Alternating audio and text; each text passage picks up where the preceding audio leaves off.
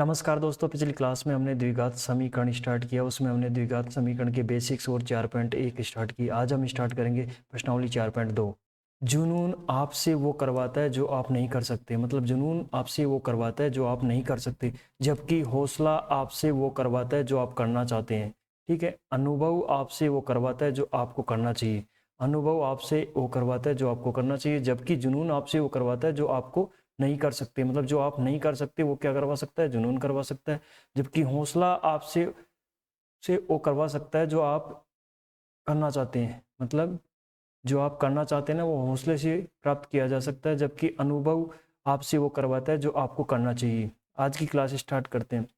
प्रश्नावली 4.2 उदाहरण से स्टार्ट करते हैं। तो दोस्तों, हमने पहले पिछली क्लास में हमने पढ़ा था कि किसी भी द्विघात समीकरण के हल या मूल हम दो दो विधि से ज्ञात कर सकते हैं। तो गुणनखंड विधि द्वारा, गुणनखंड गुणनखंड विधि से, और दूसरा था श्रीधराचार्य सूत्र से, श्रीधराचार्य सूत्र से। ठीक है, श्रीधराचार्य से। ठीक है। तो दोनों हमने पिछली क्लास में पूरा जो प्रश्नावली 4 थी उसके पूरा बेसिक्स हमने पहले वीडियो में पढ़ लिए। ठीक है। और आज हम स्टार्ट करेंगे इनके क्वेश्चन, इनके रिलेटेड क्वेश्चंस। ठीक है। उदाहरण 4.2 का उदाहरण नंबर 1। गुणनखंड द्वारा समीकरण 2x² - 5x + 3 बराबर 0। ये क्या है? एक द्विघात समीकरण है के मूल ज्ञात कीजिए। दोस्तों, हमने पिछली क्लास में ये भी जान लिया था कि व्यंजक और बहुपद और समीकरण में क्या अंतर होता है। ठीक है। तो ये क्या है? बराबर 0। बराबर 0 है तो एक समीकरण, तो ये द्विघात समीकरण है। ठीक है। तो इसमें सबसे पहले हम लिखते हैं 2x² - 5x + 3 बराबर 0। तो 2x² को ऐसे कैसे लिख लेंगे? जो बीच वाली टर्म है -5x, इसके ऐसे टुकड़े करेंगे कि जोड़ने घटाने पर तो इसका आंसर आ जाए -5x, और गुणा करने पर इन दोनों के गुणनफल के बराबर आ जाए। क्या आ जाएगा? 6x²। ठीक है। 6x²। तो इसके टुकड़े करते हैं। तो इसके टुकड़े क्या करें हम जानते हैं कि -3 और -2 5 होते हैं, और इन दोनों को गुणा करेंगे तो +6 हो जाएंगे। ठीक है। -3 × -2 गुणा करेंगे तो 6 हो जाएंगे। तो ये हमारे टुकड़े सही है। तो इसको लिख लेंगे हम 2x² - 3x - 2x + 3 बराबर 0। बराबर 0। ठीक है। इन दोनों में से हम यहाँ पे x कॉमन ले लेंगे। जैसे ही x कॉमन लिया तो यहाँ पे 2x बच गया, और यहाँ पे क्या, इससे x कॉमन ले लिया तो -3, यानी x को क्या ले लिया? बाहर निकाल लिया। ठीक है। इन दोनों में से कुछ भी कॉमन नहीं है तो -1 कॉमन ले लिया। ठीक है। -1 जैसे ही कॉमन लिया तो यहाँ से -1 कॉमन लिया तो ये 2x बचेगा। यहाँ से माइनस कॉमन लिया तो यहाँ पे प्लस की जगह माइनस आ जाएगा। ठीक है। यहाँ तक कोई दिक्कत?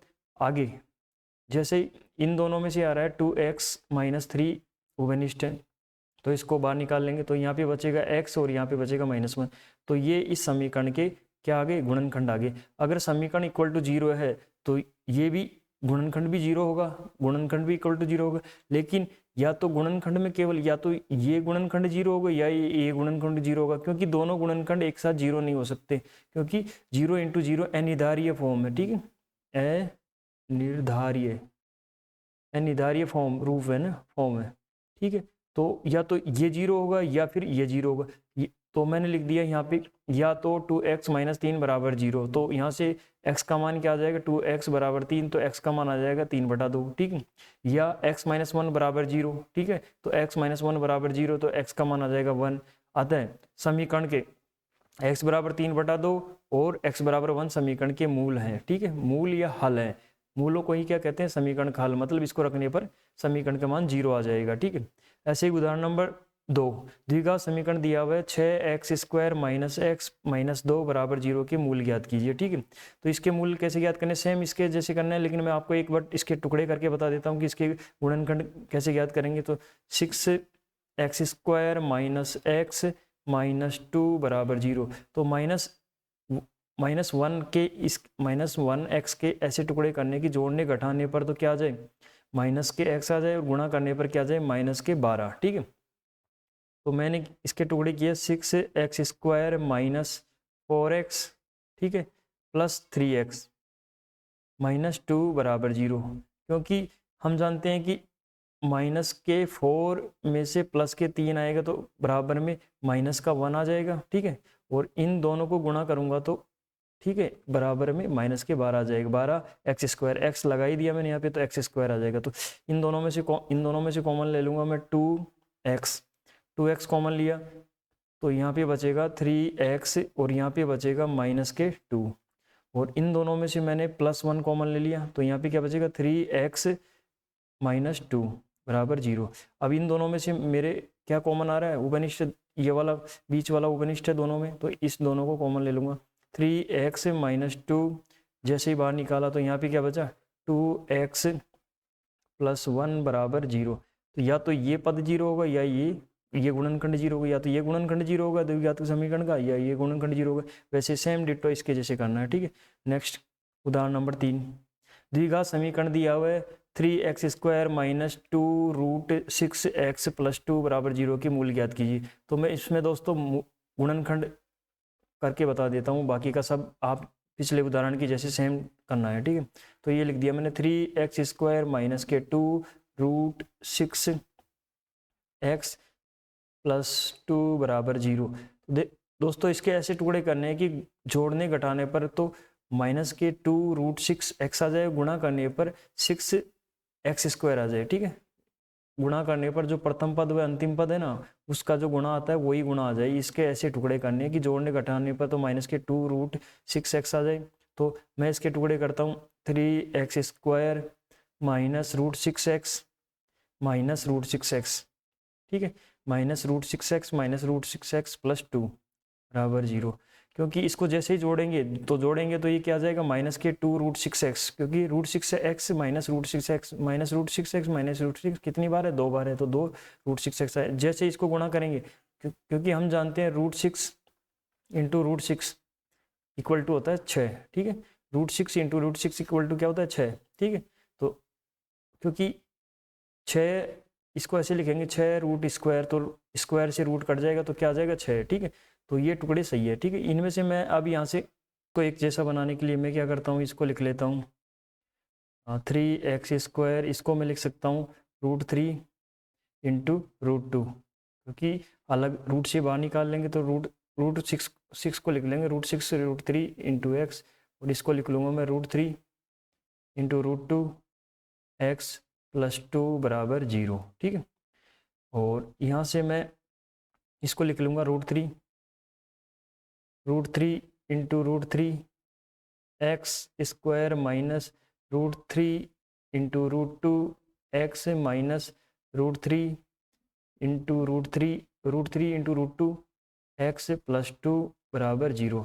क्योंकि हम जानते हैं कि √3 × √3 का मान क्या होगा 3 ही होगा, इसका मान 3 ही होगा, और इसका मान √6 ही होगा, ठीक है। जो हमने इसको ऐसे लिख लिया, और इसका मान भी √6 ही होगा। और अब इसमें से हम क्या करते हैं √3x कॉमन निकाल लेते हैं, √3x कॉमन निकाल लेते, तो यहाँ से बचा √3x,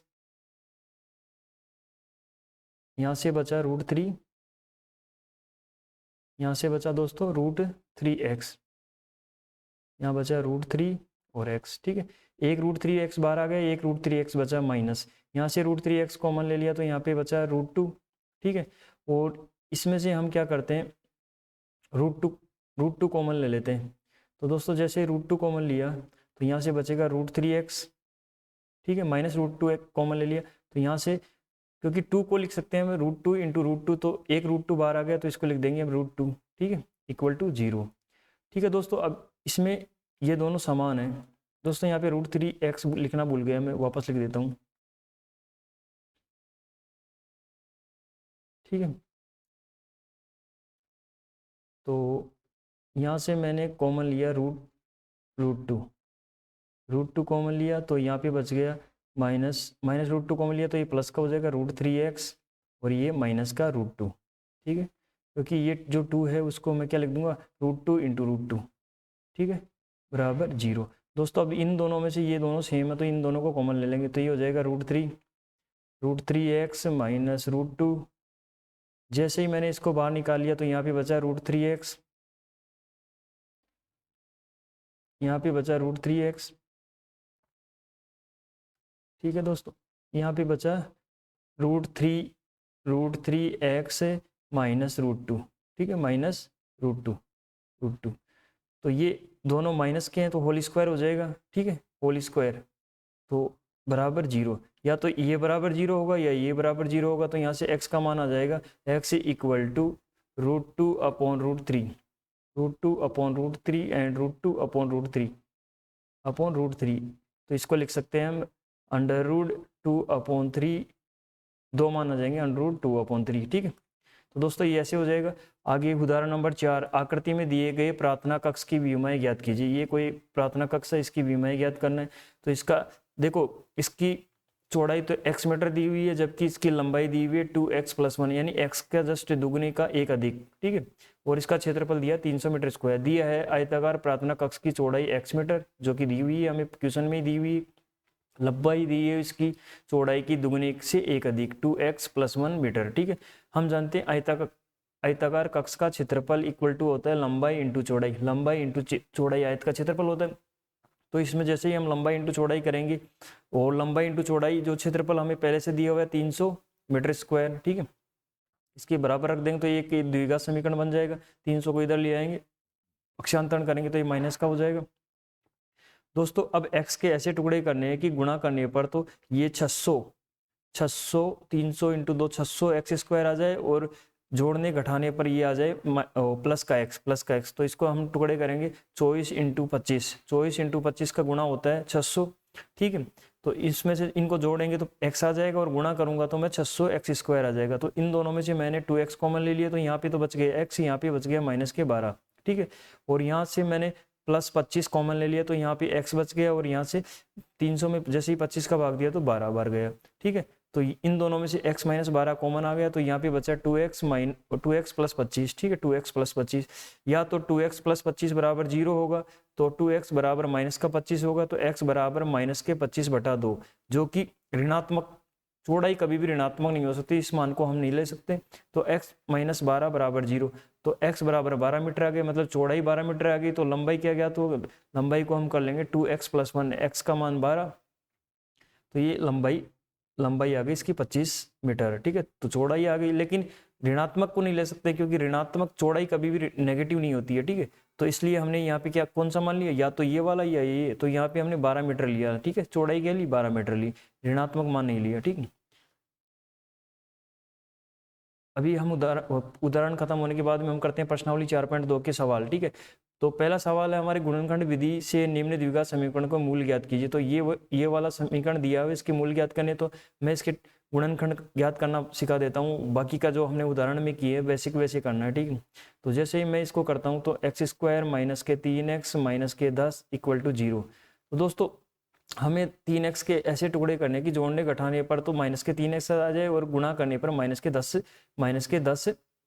x² आ जाए। तो दोस्तों मैं इसको लिख देता हूँ x², हाँ इरेज करके लिख देता हूँ x²। तो ऐसे 3 के क्या टुकड़े करूँ कि मैं इसको जोड़ने पर तो -3 आ जाए, ठीक है, और गुणा करने पर 10 आ जाए, ठीक है। तो 5 -5 और -5 और +2, -5 और +2 करूंगा तो इनको जोड़ने पर -3 आ जाएंगे, और इनको गुणा करने पर -5 × 2 करूंगा तो -10 आ जाएंगे, ठीक है। तो ये टुकड़े सही होंगे इसके। तो मैंने इसको लिख दिया -5, क्योंकि नेगेटिव संख्या वो बीच वाली संख्या नेगेटिव है, तो बड़ी वाली संख्या को 5 और 2 इसके टुकड़े होंगे, तो माइनस में बड़ी वाली संख्या के आगे लगा दूंगा तो माइनस के आंसर आ जाएंगे। तो -5x +2x, -5x + 2x -10 बराबर 0, ठीक है। तो ये इसके टुकड़े हो गए। तो मैं इसको लिख लूँगा, इन दोनों में से x कॉमन ले लूँगा, x कॉमन लिया तो ये हो गए x - 5, और इसमें से मैं क्या करता हूँ +2 कॉमन ले लेता हूँ, +2 कॉमन लिया तो ये x, ये -5 बराबर 0। तो इससे आ जाएगा x - 5 बाहर आ जाएगा, क्योंकि दोनों में x - 5 है, तो यहाँ पे बचेगा x - 5 कॉमन ले लिया तो यहाँ पे x बचेगा, यहाँ पे x - 5 कॉमन ले लिया तो +2। तो ये इसके गुणनखंड आ गए। तो हम क्या करते हैं गुणनखंडों में, या तो ये गुणनखंड = 0 या ये गुणनखंड = 0, ऐसा ही ये सवाल होगा, ठीक है। तो इसके टुकड़े मैं बता देता हूँ एक बार आपको। हमको करना है कि इसके ऐसे टुकड़े करने हैं कि जोड़ने पर प्लस के x आ जाए, ठीक है, 1 आ जाए, और गुणा करने पर -12 आ जाए। तो इसके 4 और 3 कर लेते हैं, ठीक है। तो इसको लिख लूँगा मैं 2 x square 2x square plus का 4x माइनस का 3x माइनस 6 बराबर 0। तो इससे ये हम यहाँ से कॉमन ले लेंगे तो ये इसके टुकड़े हो जाएंगे। ऐसे ही एक क्वेश्चन नंबर 3 दिया हुआ है root two x square plus 7x plus 5√2 बराबर 0। ठीक है, तो हमें 7x के ऐसे टुकड़े करने हैं क्योंकि हमें गुणनखंड विधि से ज्ञात कर रहे हैं। गुणनखंड विधि से क्या ज्ञात कर रहे हैं? मूल ज्ञात कर रहे हैं द्विघात समीकरण के। तो हमें गुणनखंड विधि से गुणनखंड ज्ञात करने हैं। ठीक है, तो हम क्या करते हैं कि 7x के ऐसे टुकड़े करते हैं कि इसको जोड़ने घटाने पर तो 7x आ जाए प्लस का, और गुणा करने पर ये आ जाए कितना, ये आ जाए 10 आ जाए, क्योंकि √2 इंटू √2 गुणा होगा तो क्या हो जाएगा 5√2 इंटू √2 गुणा होगा तो 5√2 इंटू √2 गुणा होगा तो 2 हो जाएगा, तो इक्वल टू 10 आ जाएगा, तो 10x स्क्वायर आ जाए। तो मैंने क्या किया √2x square 5x plus 2x, 5x और 2x कितना हो जाता है 7 हो जाता है, कि जोड़ने पर 7 आ रहा है, और जैसे ही इसको गुणा करूंगा तो ये क्या आ रहा है 10x स्क्वायर। तो ये इसके टुकड़े हो गए। इसमें से मैंने x कॉमन ले लिया। जैसे ही x कॉमन लिया तो यहाँ पे √2x बचा, √2x, और यहाँ से x कॉमन ले लिया तो प्लस के 5 बचे, और इन दोनों में से मैंने √2 कॉमन ले लिया क्योंकि मुझे ये वाला टर्म इसके जैसे बनाना है। तो मैंने यहाँ से √2 कॉमन लिया, तो √2 कॉमन लिया तो यहाँ से हम लिख सकते हैं 2 को क्या लिख सकते हैं 2 इक्वल टू √2 इंटू √2, क्योंकि ठीक है जैसे ही इसमें से √2 कॉमन आएगा तो एक √2 बचेगा, तो √2x प्लस यहाँ से √2 बाहर निकाल लिया तो ये प्लस 5 बराबर 0। तो या तो ये गुणनखंड 0 होगा या ये गुणनखंड 0 होगा, या तो ये गुणनखंड 0 तो ये नेगेटिव आ गया, और ये 0 तो ये माइनस के √2 आ गए। तो अतः x बराबर -√2 या -5/√2 द्विघात समीकरण के मूल होंगे। नेक्स्ट क्वेश्चन नंबर 4, इसको भी हम कर सकते हैं, और क्वेश्चन नंबर 5, तो मैं क्वेश्चन नंबर 4 कर लेता हूँ एक बार। ये दिया हुआ है 2x square minus x plus 1/8। दोस्तों यहाँ पे माइनस के x है, मैंने 8 लिख दिया तो माइनस के x है, तो यहाँ 2x square minus x plus 1/8 equal to 0। तो हम क्या करते हैं, सबसे पहले एलसीएम लेके इसको सोल्व कर लेते हैं। ठीक है, तो एलसीएम यहाँ पे 8 आ गया, तो ये हो गया 16x स्क्वायर माइनस का 8x प्लस का 1 बराबर 0। तो 8 तो 0 में चला जाएगा, तो द्विघात समीकरण हमारा आएगा 16x square minus 8x plus 1 बराबर 0। अब इसके ऐसे टुकड़े करने हैं कि जोड़ने घटाने पर तो ये क्या आ जाए माइनस के 8x आ जाए, और तो हम जानते हैं कि -4 इक्वल टू -8 हो जाएगा, और -4 मल्टीप्लाई -4 करेंगे तो प्लस के 16 आ जाएगा, तो ये आ जाएगा। तो इसको लिखेंगे हम 16x square minus 4x plus 1 बराबर 0। तो इसमें से हम क्या करेंगे कि 4x कॉमन ले लेंगे, तो यहाँ पे बचेगा 16 में से 4 कॉमन ले लिए तो 4 बचा, और x स्क्वायर में से x कॉमन ले लिया तो x बचा, और यहाँ से हमने 4x कॉमन ले लिया ना, तो यहाँ पे 1 बचेगा, और इसमें से हम क्या करते हैं -1 कॉमन ले लेते हैं। यहाँ पे 4x माइनस, क्योंकि ये माइनस का तो -1 कॉमन ले लिए तो माइनस माइनस प्लस हो जाएगा, और यहाँ से प्लस का है तो माइनस कॉमन ले लिए तो ये माइनस का हो जाएगा इक्वल टू 0। तो इन दोनों में ये दोनों कॉमन आ रहे हैं, तो इसको लिख लेंगे हम 4x माइनस 1 को बाहर निकाल लेंगे, तो यहाँ पे बचेगा 4x माइनस 1 इक्वल टू 0। या तो ये पद 0 होगा या ये पद 0 होंगे, तो इसके मूल आएंगे 1/4 और 1/4, दोनों सेम आएंगे 1/4 और 1/4। ठीक है, नेक्स्ट क्वेश्चन नंबर 3, ऐसी दो संख्याएं ज्ञात कीजिए जिनका योग 27 हो और गुणनफल 182 हो। तो ऐसी दो संख्याएं ज्ञात करना है जिनका योग तो 27 हो और गुणनफल 182 हो। ठीक है, माना पहली संख्या x है, हम क्या करेंगे मान लेंगे कि पहली संख्या x है, तो दूसरी संख्या क्या होगी, पहली अगर x है और उनका योग 27 दे रखा है तो दूसरी 27 माइनस x हो जाएगी। ठीक, दिया है उनका गुणनफल हमें दिया हुआ है, तो हमारे पास पहली संख्या आ गई, दूसरी संख्या आ गई, तो हम क्या करेंगे x into 27 minus x equal to गुणनफल उसका हमें एक प्रश्न में दिया हुआ है 182। ठीक है, फिर हम करेंगे इसको मल्टीप्लाई कर लेंगे 27x माइनस एक्स स्क्वायर बराबर 182। तो जैसे ही हम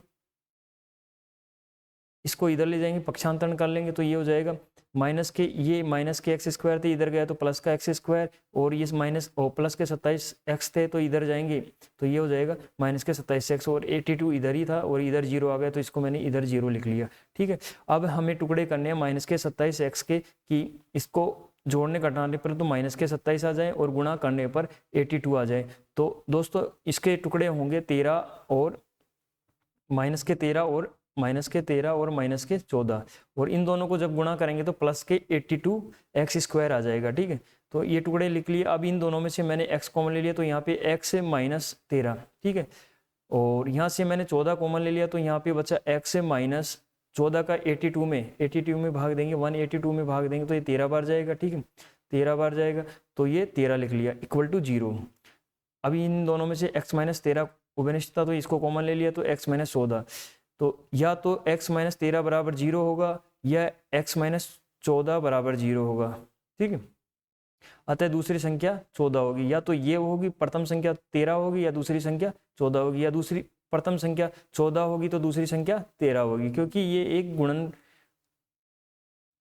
गुणनफल है। तो या तो प्रथम संख्या 13 हो सकती है या द्वितीय संख्या 13 हो सकती है, तो इनको हम चेंज कर सकते हैं, या तो x माइनस 13 बराबर 0 है या x माइनस 14 बराबर 0, तो इनसे या तो x का मान 13 है या x का मान 14 है। अगर x का मान 13 है तो दूसरी संख्या का मान 14 होगा, यदि प्रथम संख्या का मान 14 है तो दूसरी संख्या का मान 13 होगा।